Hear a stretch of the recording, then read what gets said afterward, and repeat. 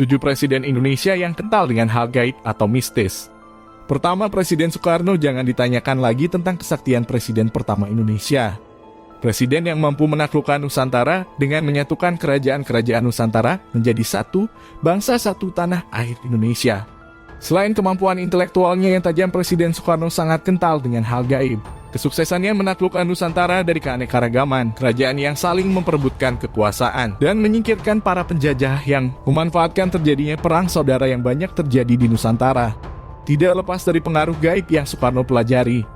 Soekarno mempelajari berbagai ilmu gaib yang banyak dipelajari oleh para leluhur kerajaan Nusantara. Banyak perjanjian yang dibuat Soekarno agar dapat menjadi maharaja di Indonesia. Tidak sembarang ritual yang Soekarno lalui. Soekarno melakukan meditasi di tempat-tempat raja-raja Nusantara pernah meditasi.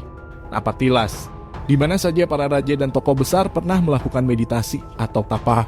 Pusaka utama Soekarno ada pada cincin, tongkat, dan uang yang selalu tersimpan di dompetnya. Jumlah pusaka Soekarno ada banyak, konon katanya Istana Batu Tulis menjadi tempat penyimpanan seluruh pusaka milik Soekarno. Lokasi Istana Batu Tulis cukup unik. Istana Soekarno ini terletak dekat dengan Kerajaan Pajajaran pada zamannya, dekat dengan prasasti Batu Tulis. View Istana Batu Tulis sangat indah, langsung berhadapan dengan Gunung Salak. Jika Anda ke Bogor, coba rasakan aura sekitar Istana Batu Tulis dan perhatikan pemandangan indah di depan Gunung Salak. Sampai saat ini Soekarno tetap menjadi raja di alamnya. Di alam gaib, Soekarno Moksa. Di alam gaib, Soekarno masih melakukan aktivitas seperti biasa dan masih dikawal oleh para prajurit dan pengikut setianya. Soekarno masih sering keluar masuk alam dunia dari alam gaib. Tidak heran masih banyak orang yang masih diperlihatkan sosok beliau. Kedua, Presiden Soeharto. Presiden Soekarno menjadi idola Presiden Soeharto saat itu. Soeharto sangat terobsesi menjadi seperti Soekarno. Untuk urusan ilmu pengetahuan dan politik, Soeharto banyak belajar di Amerika. Bahkan Soeharto mempelajari ilmu intelijen. Tidak hanya mempelajari urusan sains, Soeharto juga mempelajari ilmu gaib. Tidak sehebat Soekarno saat melakukan meditasi atau tapa, tapi Soeharto melakukan berbagai ritual yang sering Soekarno lakukan. Karena Soeharto paham betul kesaktian yang dimiliki Soekarno bersumber dari mana saja. Namun tidak semua ritual dilakukan Soeharto dan tidak semua tempat didatangi Soeharto karena berbeda guru. Jika sosok Soekarno seorang satria atau panglima perangnya, sehingga banyak ilmu Soekarno serap dan miliki karena saat itu zaman perang. Sedangkan sosok Soeharto seperti raja yang dilayani Soekarno, Soeharto hanya menikmati hasil perjuangan Soekarno. Sehingga kemampuan dan kesaktian Soekarno dan Soeharto tidak sepadan. Pusaka utama Soeharto terletak pada keris, cincin, dan belangkon.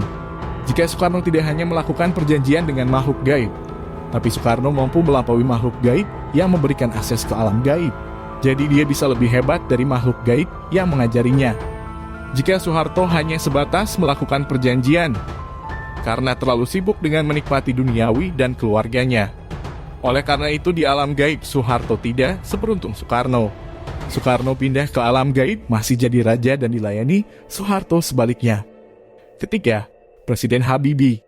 Dari semua presiden yang pernah ada di Indonesia, hanya Habibie yang polos melakukan kepemimpinan, murni dari ilmu pengetahuannya dan beribadah sesuai dengan keyakinannya. Habibie sosok presiden yang taat beribadah dan benar-benar pemimpin yang lurus. Itu mengapa Habibie bertahan sebagai presiden hanya sebentar. Karena beliau bukan bagian dari setan.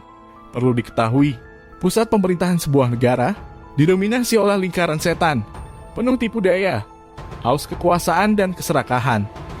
Karena dunia ini surganya kaum setan dan iblis.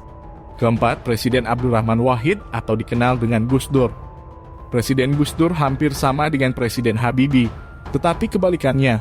Jika Presiden Habibie karena anugerah kecerdasan intelektualnya mengantarkan kepada kepemimpinan, Presiden Gus Dur dari kecerdasan spiritualnya. Bahkan banyak ilmu laduni yang Presiden Gus Dur peroleh. Keilmuan gaib yang diperoleh Gus Dur tidak lepas dari garis keturunannya. Beliau memiliki banyak leluhur sakti dan soleh. Banyak kemampuan leluhurnya turun ke Presiden Gus Dur. Dengan kemampuannya yang unik, Gus Dur dengan cepat dan mudah untuk mendapatkan ilmu pengetahuan dan pemahaman.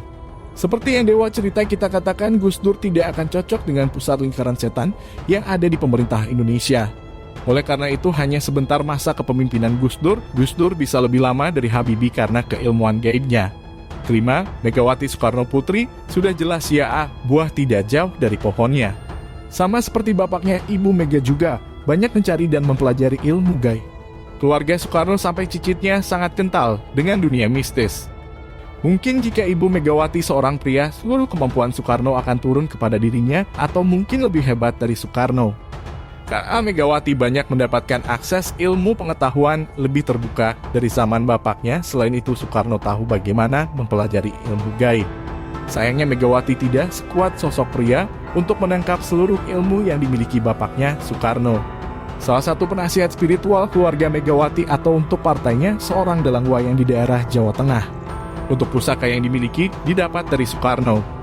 Oleh karena itu Megawati akan menjadi pemimpin partai PDIP seumur hidup. Mungkin jika Megawati seorang pria, dia akan menjadi presiden Indonesia seumur hidup. Lanjut ke part 2 guys. Dengar sampai selesai karena makin seru.